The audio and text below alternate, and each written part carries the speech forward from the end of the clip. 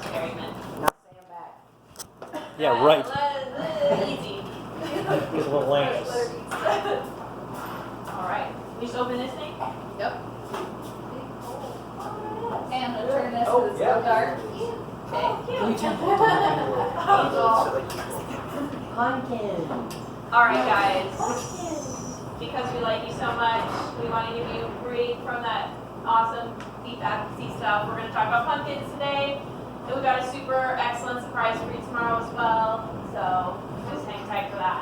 All right, let's talk about pumpkins. First of all, Just to get you warmed up. who's seen this Charlie Brown movie? Oh yeah, Come stellar. on. Be proud.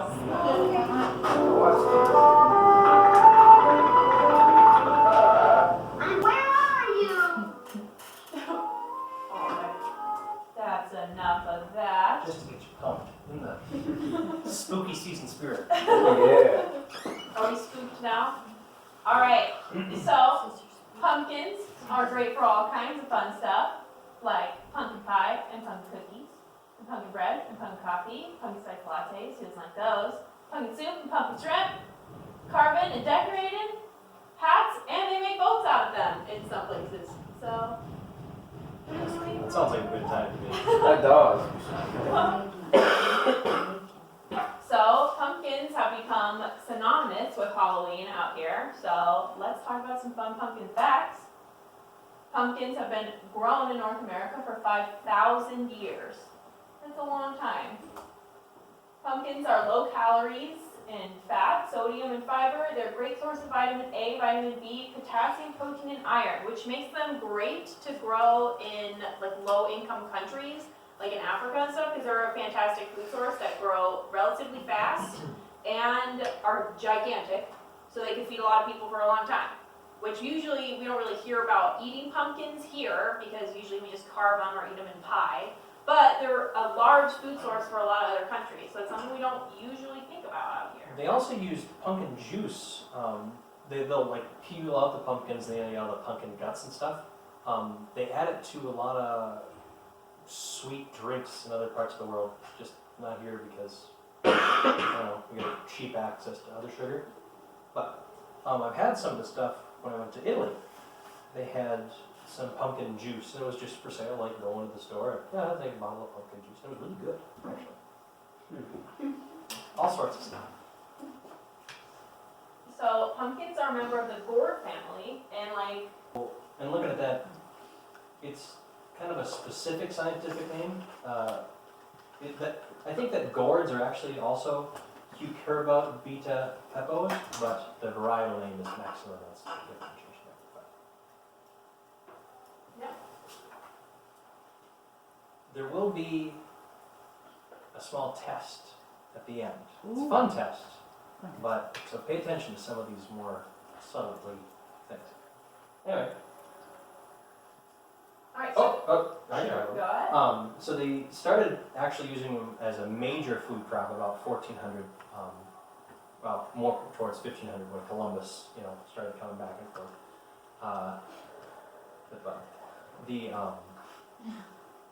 The Native Americans would, of course, use them and raise them, but it was more of a subsistence sort of thing. They became a trade item about that. So when they started coming back to England and Spain and whatever, the trade business, then they started to really develop them because the Native Americans would pick out the best ones, and try to perpetuate that. Same thing they did with corn, corn looked a little bit different then as now, but it still looked like that. When the Europeans got after it, they really started to ramp up production, and that's when you got all sorts of different varieties. These and those, and we'll cover them in a bit. And with that came the jack-o'-lanterns, because, carving a potato on a turnip really kind of sucks. And with that little thing, you put the little tea candle in there, that's no fun. People want something big. Anyway, but they were still more for eating and food preservation. And then when things really got good in America in the mid-1900s, the jack-o'-lanterns started to really pick up because of entertainment stuff. People like to put potato or pumpkins all around to look at them. You see the little hay bales that you get from Walmart and stuff. They're all worth a lot. I saw 3 ears of corn for sale in Walmart for $5. 3 single ears. And I'm thinking that I'm a professional. But along with that comes, you know, you can go on tours of pumpkin patches and apple orchards and dude ranches, and that all helped perpetuate the pumpkin's popularity. Wow, that was a lot of alliteration. Perpetuate the pumpkin's popularity. All right, moving on. So as Mr. Nines, It's pretty blah, but if you can carve it, but it doesn't carve very well. You know, it's like anything that's good for a lot of things, it doesn't work very well at any of those things. It's like a pliers. It's okay. so touching a little bit more on the gourd family and squash family, they had this system here in the United States called the Three Sisters system of agriculture. Has anybody heard that before? Yeah? Do you know what it is? No. Okay. Well, it's something that the Native Americans would do to try and make the most out of the land that they used. There was no shortage of land for them, but it's just, you should use everything as well as you can. What they would do is they would grow corn, beans, and squash all at the same time in the same field. If the beans that they grow were pole beans that wanted to climb up something, it also makes them easier to pick. So you have your ears of corn, your beans growing on that stalk of corn, and then the pumpkins would kind of cover the ground. And I've heard a lot of that said, you know, that was always driven into me as a kid, and I thought that that was stupid. You know, you're just going to be tripping over vines and smashing pumpkins while you're trying to get your corn out there. But as I learned later on, the beans are legumes, so they help put nitrogen back into the ground that the corn really needs. And then pumpkins really can grow anywhere, anytime. And since they get such big stalks and big leaves, they can choke out any other weeds. So the pumpkins keep the weeds down, the beans put the nitrogen in the ground, and the corn is just a good high-yielding thing for the beans to grow up so you can actually pick the beans without having to crawl around. And along with that, another thing that we kind of do now that's become known as the Three Sisters thing that works okay is in soybean management. You've all seen the Asian beetles, the little orange ladybugs. They were introduced here by people to eat the aphids that, you know, just destroy, or not destroy, but really reduce yield on beans.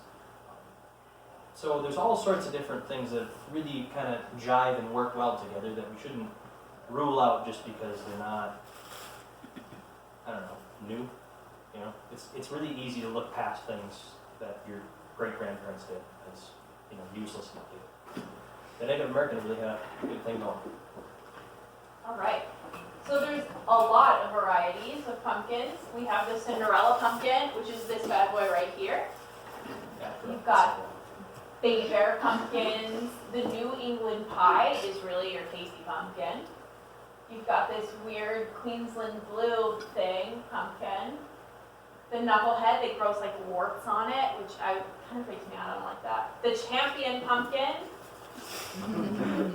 And the polar bear pumpkin, which is this giant thing right here. The champion pumpkin is like your #1 selling pumpkin in the United States right now. Like, that's the pumpkin to have. Like, everybody wants a And champion when you look at it, pumpkin. it looks like a pumpkin. If you had to think pumpkin, you would think pumpkin, not pumpkin. So, sure. All right. So it's not all fun and games being a pumpkin farmer. There are some real issues. You've got an issue called powdery mildew, which is a fungal disease. It grows on the leaves and kind of inhibits growth there. I can't say this word, but okay. Anthracnose. Anthracnose, a fungal disease that rots the pumpkins. Crown rot. Which actually, this is sort of a bad picture showing it. Crown rot is actually when it rots the crown of the root and it kind of travels up through the stem and then into the top of the pumpkin. But crowns are the tops of roots. Like alfalfa has crowns, soybeans have crowns. It's a bad term. And then sclerotinia rot. It's actually what next. Powdery mildew is the first disease that infects pumpkins because it grows in so many yard plants. It's hard to kill what's called the green bridge, which is how diseases move from plant to plant to plant. It has to be something living or something for them to grow on. And Sclerotinia is actually just white mold, so it'll infect soybeans. But it gets its name from its sporing body. It's called a sclerotia. It's the same thing that infects soybeans. It's the exact same disease. But what that is a small little hard black thing. It's kind of gross looking, but it will survive in the soil forever until it gets the time to perpetuate.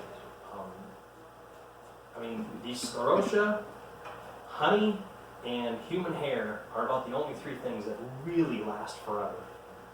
They're gonna, yeah, that's all I'm really talking about. Is and ghost tours and other spooky events. Mr. Knight. Can anybody tell me why there was such an influx of Irish immigrants in the 1900s, or 19th century? Industrial Revolution? No. Although, Still, That's I mean, okay, it's a pretty legit answer. yeah, Yeah. but there is one really leading event that has to do with agriculture that led to an influx of immigration. Yeah. Potato famine. That's right. Yeah. The Irish Got potato it. famine. The Irish potato blight. Just a fun. Oh, you did? Well, that's how we get that name. And now we're gonna do food. Good job. It's amazing. It doesn't help Alright. my first one didn't even roll in. So, So tomorrow, we're gonna carve pumpkins. Oh! Does is it just you 7 that are gonna be here? Yeah. Okay, so we'll bring in 7 pumpkins, and I'll get them scraped out, so we don't have to waste time on that. But for the rest of the class period, I want to see some creative pumpkins. I don't want to see just some lame-o I 2 didn't eyes like the last and a mouth. So I want you to take the rest of the time and try to come up with something to carve in a pumpkin. 2 eyes. I know 2 eyes and a mouth, you know, it's just. come on. Like you can I do don't better want a than jackal pumpkin. I have a question. Oh, Okay, I so, found one already. like, why is the champion pumpkin so popular if, like, it's not good for carving and it's not good? Because it's got, Looks like a pumpkin. well, cheap. It's not because it's cheap. It's because when people think of pumpkins, like you said, they look like pumpkins, but also Are you looking at they've actually got a certain amount of disease resistance in them. They're pretty good against powdery mildew, and they can be used for anything. They've got a relatively short growing season time, so you can crank them out pretty quickly, and they get nice size to handle them. You know, because a lot of the big ones you can't handle. The small ones Yeah, are kind of annoying. You yeah, know. perfect size. pumpkin? I gotcha. Okay. So it's just a good general use thing. But like I said, anything that's good at everything isn't good at anything. Yeah, exactly. So we'll bring in some pumpkin carving stuff. If you've got any pumpkin carving stuff of your own, feel free to bring it in. Don't bring it into the school, leave it in the shop. Yes, please. But go ahead and bring it in. That way we have lots of materials for you guys to carve and have a great time. Right. We might bring some pumpkin snacks too. Because I think I'll try and roast some of the seeds. The nutty professor that really liked the pumpkins, he gave me a couple different recipes for pumpkin seeds. So depending on if I can get all of the stuff I have to do done, I'll do that. oh, this one's so cute. I found stuff. I am not that artistic, so my pumpkin might not. Yeah, I feel you. Are you looking at That's my designs? A-okay. Yeah. The grade or You can see the that. pumpkins will be Yeah, graded right. very It's not severely. gonna look like So that. if you're not a good artist, I would probably cry. Okay. Maybe wobbly here. I know, I already know a pumpkin I'm going for. Thank you. So take your time. Pumpkin. See, that's what I'm trying to avoid, because I feel like I'm gonna wreck it, because I'm gonna put it like all in. Have you ever thought to look on the internet to find a pumpkin? Oh, I'd yeah. have been sitting there like an idiot with a piece of paper. We're millennials. Okay. We're millennials. Millennials. I know. Oh, I like that one. It's It's simple, but it's probably really That'd hard. be pretty good. I would like that. Dude, that was. Trying to make That took a monster. long Yeah. time for that. that is. Let's see, Look at this. Now not something you can do in a 40-minute period. No. Pumpkin? I Yeah. think it took me a couple hours. Oh wow, cool. Yeah. What is it? It looked nice when it was done though. Mario? Wario? Remember that? Yours was good. Yeah, it took forever. Oh,